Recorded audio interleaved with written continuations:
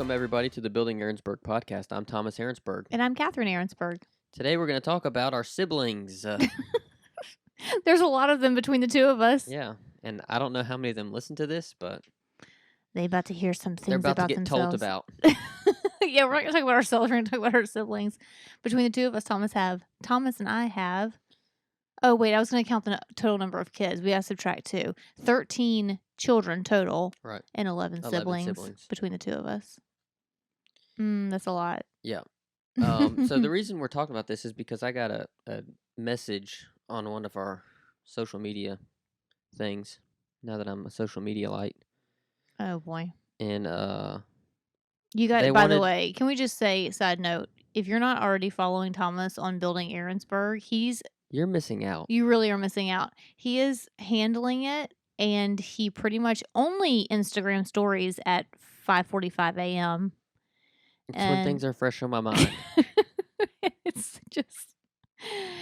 It's very precious. Well, and I think that I need to make more time, I guess, to do it throughout the day. It doesn't come naturally. Like you're teaching, you have a job. I've created a habit of going to the gym, and when I park the car, get my phone out and do a few stories. You just talk about whatever's on your mind that day, which recently has been a lot of kids' problems at school, kids' discipline problems, that type thing. I'm on a kick right now with children. So yeah, if you're follow Thomas on at Building Aaronsburg on Instagram to get all of his Instagram stories. But anyway, all that being said, yep. So someone messaged me and it's like, hey, can you give us some info on the siblings? Like, where are you in the birth order? Mm-hmm. And what was it like having older and younger brothers and sisters? Well, what if you're the oldest? Then they would all be younger. Well, that's not us, though. Yeah, that's not either one of us. We've mentioned it before, but as many siblings as we have between the two of us, we could not have grown up more differently. Thomas moved out all over the place. I stayed put. I've lived in Mobile my entire life except for to go to college. And I'm one of 6 kids instead of him being one of 7. We're both number 3 in line. We're both the third child, which I think does contribute to how well we get along and what we value and things like that. You know, that old birth order thing, which I'm not an expert in, but I've read a little bit about it. And I do think I think there's a lot to it. A lot to it, yeah. You know, the oldest, and as we have our own children, we start to realize. Oh, yeah, for sure. The oldest seems to be the one that kind of takes on responsibility just naturally, not forced upon them, just naturally. And then the baby is the baby. And the baby is, a little spoiled. And then I read somewhere recently, or someone told me supposedly that after 3 or 4 children, the birth order starts over. So really, yeah, I think it's after 4 kids. So basically, the 5th kid is more responsible. The 6th kid. That's not true. It's not true in my family. Okay, so I'm one of 6 kids, all girls and 1 boy. So 5 girls came first, and then my baby brother, who my mom refers to as the prince. So you can imagine how that went down. So I was supposed to be a boy. My mom made me gingham sheets to go on my baby bed. Yeah, this is probably for like ultrasound technology and stuff, though, right? I don't know. Maybe. But I mean, how good was the sonogram, Yeah, really? right. Even if there was one, how good was it? So she made me gingham sheets, and she was preparing for her boy because they wanted a boy that had 2 girls, and out pops me. I'm a girl. So that may be why I learned how to cut the grass and learned how to do plumbing and all those things. They're gonna make you a boy. Yeah. You're supposed to be a boy? Because my 2 older sisters for sure did not do any of that business. They were like, ugh, I'm perspiring. Like, ugh, what is this condensation coming off my face? Like, ugh, ugh. I've been working so long that our oldest says that. What did she say? She was cleaning the bathroom or something one day, and she's like, "Mama, I'm starting to sweat. I've been cleaning so hard. I'm starting to sweat." I was like, "Get used to it, sister. That's just how it goes. It's a good workout." I think she was surprised because she was inside working and she was sweating. Like if you're outside, you're cutting the grass, you expect to work up a little sweat. But. So one of 6 kids, but we are spread 19 years apart. So my oldest sister was 19 and in college when my baby brother was born. He's exactly 10 years younger than me. Our birthdays are very close to each other. And so I felt like I was his little mama. Like, you'll see So you're pictures of saying the us. birth order reset at 3. Yeah, I get. Well, again, we were born in So far pairs apart, basically yeah. too. There were 6 of us, but we were essentially born in pairs as well. My 2 older sisters were 2 years apart. Me and my sister, well, I was not, I'm sorry, 7 years younger than the one older than me, and then my mom had another one 2 years later. So we were in pairs. And then my the youngest 2 siblings were like 7 years younger than me and then 10 years younger than me. So they were kind of in a pair. And so I think we ended up pairing up as far as just getting along in life. Right. Unfortunately, the sister I paired up with, we couldn't be more opposite. Yeah. I mean, just absolute opposites. Now, my 2 older sisters got along great, get along great. Yeah, they're very similar. They are very similar. Mhm. They both went up to South Bend to go to Notre Dame and to go to St. Mary's, which were, private colleges. They attended private school from kindergarten all the way through college. Right. Here comes Catherine, LSU, black Coming sheep, in hot. Here she comes. black sheep family, black sheep in the family. Got to do things different. I didn't even try to get into Notre Dame because, if we're being honest, I'm the stupid one. Like, I'm the dumb one. I've never been an academic achiever, any of that stuff. Now, the sister right under me. You're a D1 athlete. But that's why. Doggone it. I'm good enough. I'm smart enough. And doggone it, I'm a D1 athlete. And you were one. I was one for like 6 few months. So then the sister underneath me went to Notre Dame also. Mhm. So, like, I'm squashed between, genius level people, and I'm just like this public school reject, basically. And we had all You went to school for athletics. Dang they it. went to school for That's academics. right. Some clearly. of us go for different reasons. different reasons. No, I 100% went for my school for landscape architecture. And then the 2 little ones, I don't even know. Like, I wasn't even attached to them. They were like so little. I mean, they were Right. just like little So babies, far basically. removed from. Yeah. Every Yeah. picture I have with me and my brother, like, I look like I'm carrying him around like he's my little baby doll, and just like my little person. Yeah. So I would say that me and the one that were close, the sister that was closest to me, we were paired up, especially when we were little, spent tons of time together. As we got older, we like pulled further and further apart because we were so different. Right. We get along great now. And we each have 4 kids. We each have the biggest, number of grandchildren out of the entire family. We ended Right. up with the most. There's 8 grandchildren just between the 2 of us. But she was there when I poked my butt with a pair of scissors. She Yep. was there, When she hit you in no, I hit her in the you head hit with her a in the head with hammer. a hammer. Okay. I mean, knew this is somebody. Yeah. we've experienced some real life together. Right. You know what I'm saying? And look, we've learned lessons. You learn lessons more than just the fact that I got poked with a pair of scissors, and she learned lessons more than getting hit in the head with a hammer, because what happened with the hammer was I was outside digging in the dirt with the claw end of a hammer, and she said, "Dad's going to be mad at you if you don't stop digging in the dirt." Right. And I said, "You need to move out of the way or I'm going to hit you with this hammer." Mm. And she didn't move. And so I hit her with the hammer. So she learned that when I tell her, Yep. You are a woman of your word. I'm a woman of my word. Let me tell you, after that, I don't think that she ever, that I'm aware of, doubted that I would do exactly what I said I was going to do. I have a similar story. I'm Okay. also a man of my word. Okay. Growing up, It's a as I funny mentioned, we had story. bunk beds. And I was really into music when I was a kid. Still am. And so I had, back then, the stereo was a stereo. I mean, That was the a thing- boom box. It weighed probably 25 pounds, maybe more. But I had it up on I was a top bunk. I was one of the top bunk kids.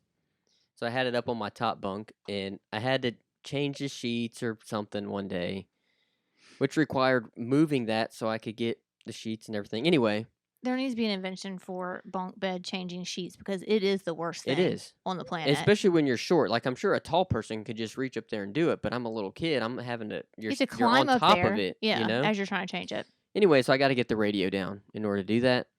And I told my brother, I was like, hey, I'm going to throw this radio down on the other bed. Can you move? It's in my way. He said no. I was like, well, I'm throwing it down. So you need to move. Like, I'm not going to throw it on the floor. I'll break it. It's my stereo. I got to throw it on a mattress or something soft.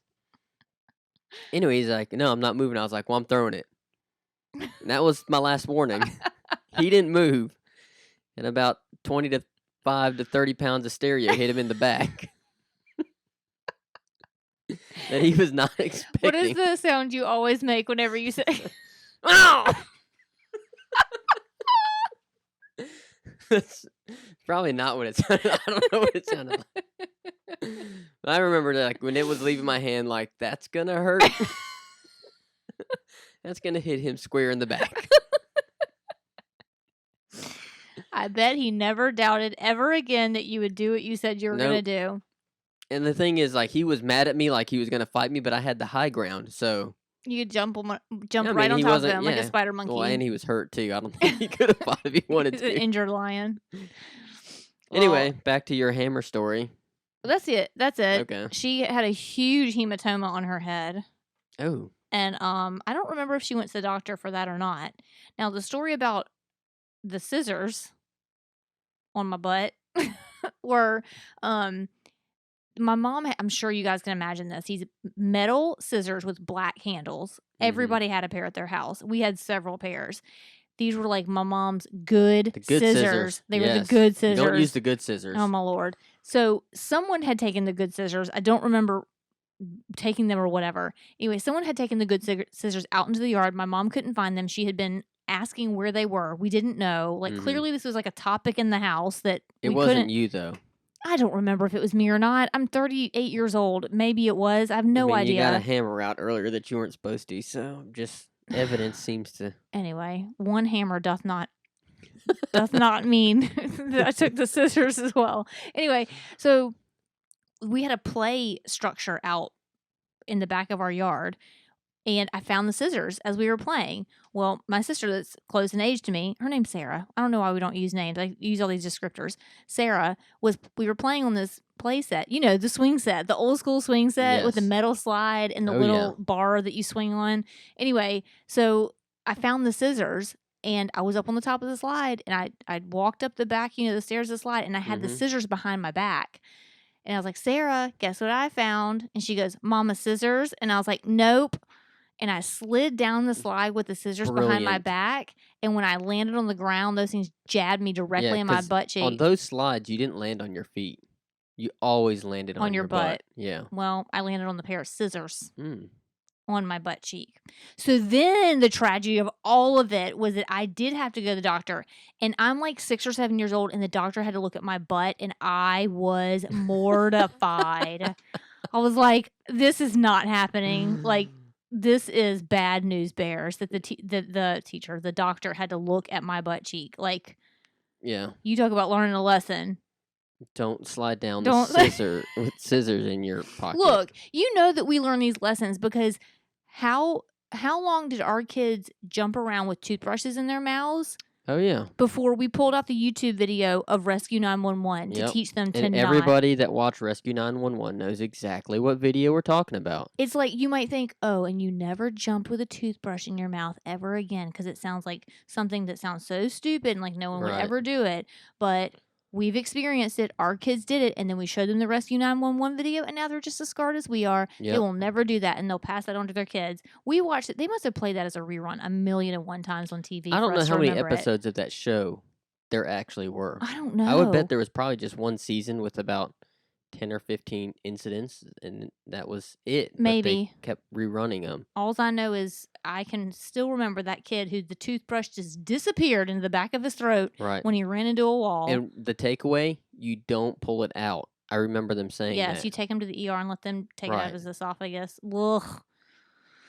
Anyway, so that's my family story. There's 6 of us. We're really spread apart. There's lots of smart ones. There's one dumb one. I'm trying to give you a good summary here. And we played outside a lot, just like your family probably did. They may as well have locked us outside. Yeah. I also got a good dose of soap operas. I never really latched onto the soap opera, though, unlike the rest of my family. But my mom loved the soap opera back in the day. Her show. Her stories. No, she never called them her stories. That was just something I kind of learned later. No, she never called them that. But, yeah, that was my story. So. All right, well, let's take a little break. And we come back, we're going to be telling about Thomas's family.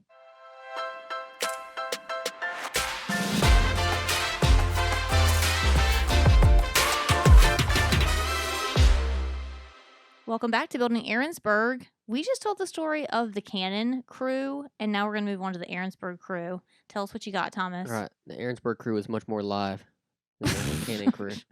It's because we were all girls. We were all tame girls. Right. No, we're So wild boys. there were 7 of us. It's 4 boys, 3 girls. The order is boy, girl, boy, boy, boy, girl, girl. So a lot of boys. Even my older sister, I mean, she was pretty much a tomboy growing up. And the 7 of us are 10 years, I think. Spanning between Maybe all of 12. Let's see, 92 to 8, so 12 years. They're 12 years apart. you. My word. All right, so 7 and 12 years. That's like one every other year. Some of y'all were born in the same year. You and your sister are Right. Irish twins. But the first 4 of us were born in 4 years. yeah. So 4 and 4 years, skip a year, and then the 5th one. Let me tell you, we had 4 within almost that same amount of time, and I was like, Yeah. someone needs to teach me how to not. Yeah. Your mom was like, we're doing this thing. Then the second thing was, unlike y'all who just lived in one spot, we lived all over the place. Now, Yeah. we started off in Hawaii, moved to Spokane, Washington, back to Hawaii at some point. For a little while, we lived in Baton Rouge for maybe 6 months. Your parents have like a million times more chill than I do Yeah. or my parents do to have 7 children, period. Yeah. And then to move y'all around. As much as we moved around. I would be in Searcy Hospital. Right. Searcy doesn't even exist anymore, but I would 100% be up just there by yourself. I'd be I'd just go crawl into bed over there. Then back to Hawaii, San Francisco, and then here. Oh my gosh, you weren't done yet with how many places No, I you've wasn't. been. And I can't everyone, keep when track. every time I tell people that, they're like, "Oh, is your dad military?" Coast Guard. No, Yeah, I know. nope, he was not. He just couldn't sit still, I guess. I don't know what it was, but the nice thing was, because we were all so grouped so closely together, we always had somebody. Like, even when you moved, you weren't the new kid by yourself. You had your were the moving- new kid, but You had your moving buddy. right, there were, if you were having trouble making friends the first few days, you had your brother that was a year older or younger than you, and you just kind of, you already had a friend, I guess, Yeah. when you moved, which I think that was a huge part. I was not very good at moving. I think that my older brother did pretty well with it, and probably Pat, the one that's the year younger than me. I thought he did pretty well with it, but I think the rest of us They kind might of, feel differently about it. yeah, I don't know. I've never from your asked them. From your outsider view, they seemed like they were doing well with moving. Right, in and maybe they comparison. weren't. Maybe Yeah. they weren't. But yeah, so all 5 of us were grouped. The first 5 of us were grouped very close together, Mm-hmm. and we were absolute disasters. At least, I mean, like I think Disciplinary about, disasters. but I don't think we were bad kids. I think we were just kids, and there was a lot of us, and there was no controlling that. no controlling it. I mean, yeah, it's a big force. Because I think probably at school y'all were probably well behaved. oh, absolutely. Which I is know always we were with, well behaved, and my mom and dad kept us in line. Like, we knew how to act right when you had to do it. when we had to do it. But yeah. for the most part, if it's like y'all go outside and play, that could mean anything. I mean, you might find us on a roof. My dad tells a story all the time about when we were living in Hawaii. I could not have been 5 years old. Like, 5 is the oldest I could have possibly been. And he came home from work one day, and I've climbed up a street light pole, and I'm hanging from the street light. Probably like 15 feet in the air. 20 feet in the air. It's just who coerced me to do that? Probably my brothers and sister, just like cheering me on. Go, Yeah. go, go. And you're all right, here I go. Yeah. I mean, it's stuff like that. I mean, to me, that's not, we weren't being bad kids. You're just getting into stuff. Maybe you a know? little lack of oversight. A little bit. Which I would argue that these days we probably have too Way much of too a much thumb on our oversight. Yeah. kids. But maybe yours was a little too little. Maybe. None of us got in any serious Yeah. trouble. None of us were seriously harmed. I do remember when we lived in California, we got poison oak and poison ivy a couple Oh times. my gosh. Because behind our house was like this wooded area, and so we would always go exploring back there. I don't know what we were exploring for. We would just go back there. We thought my brother was so cool because he had a pocket knife and he could cut stuff with it. Why would anyone give as big of hellions as y'all were?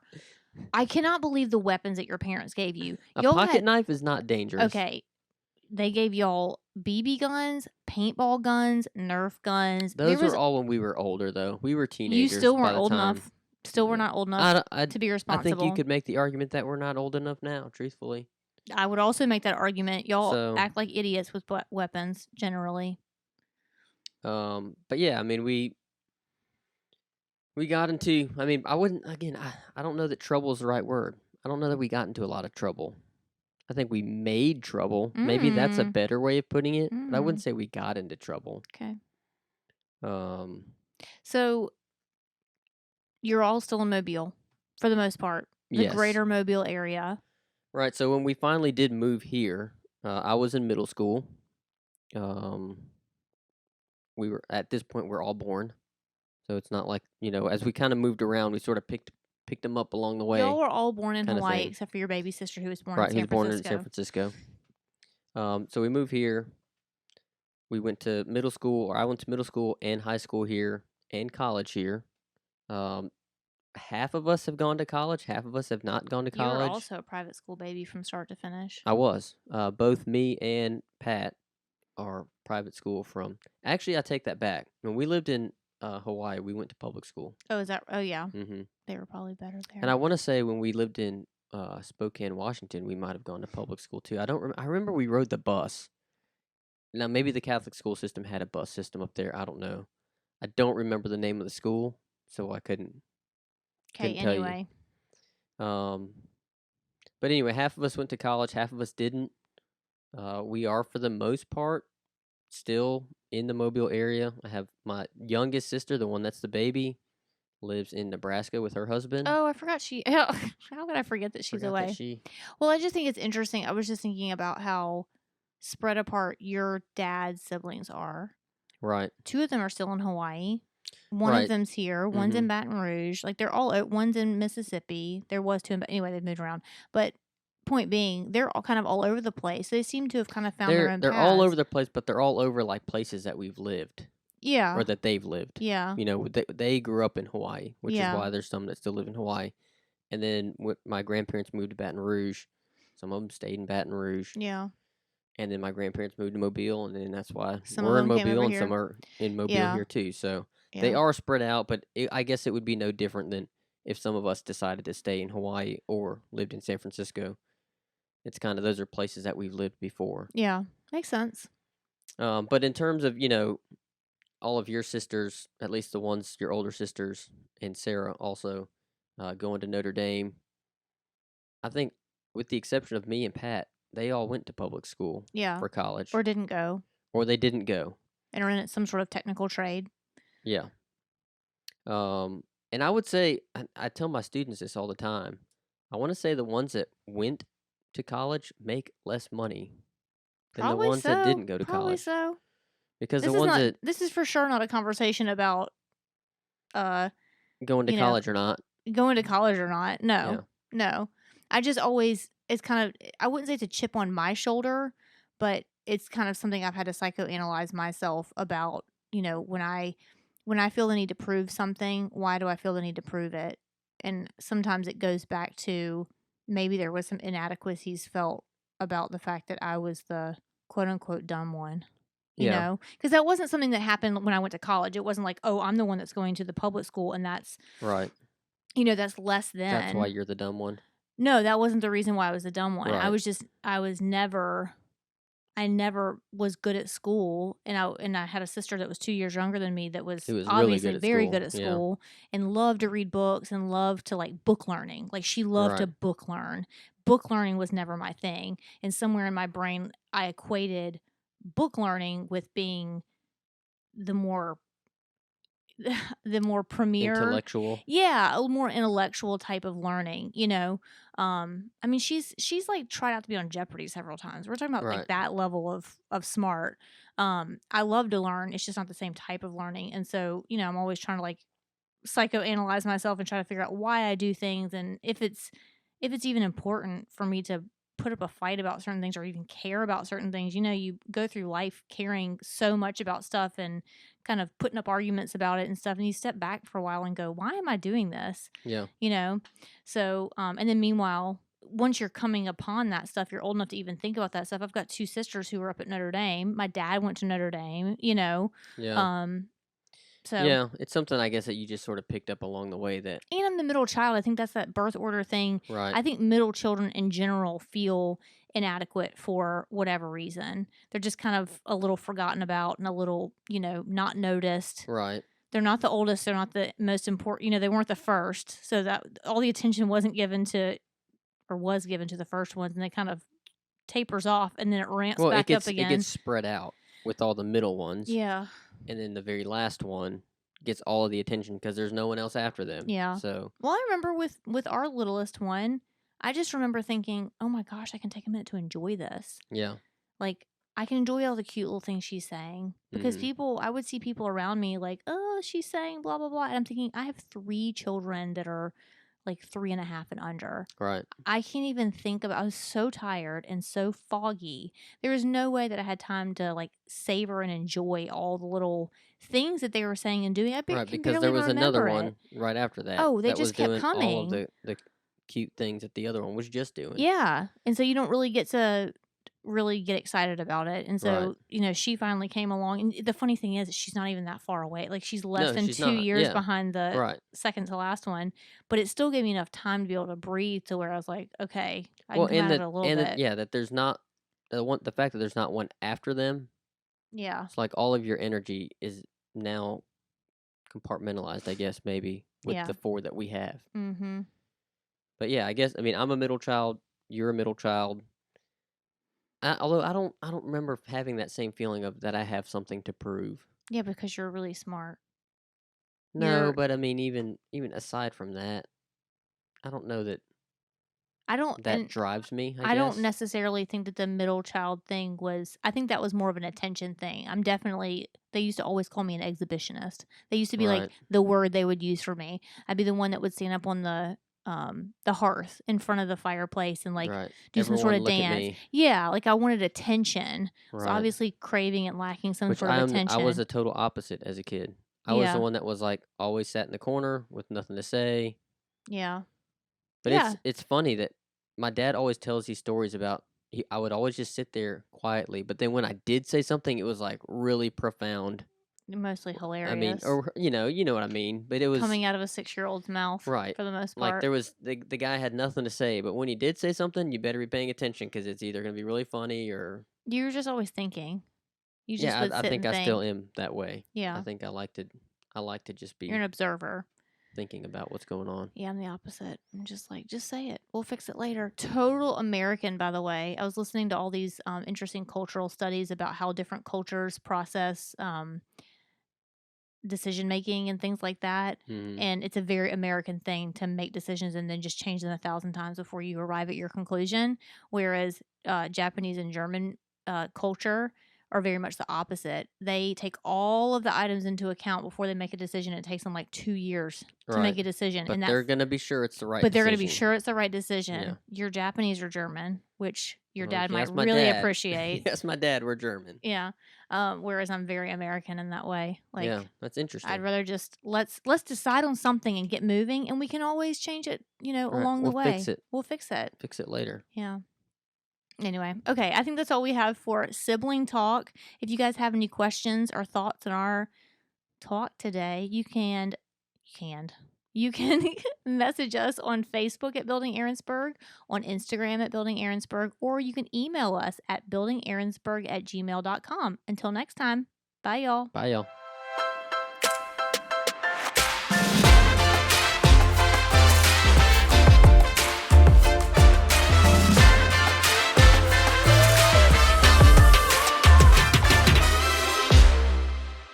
This is where the editing takes a long time because I keep screwing this stuff up.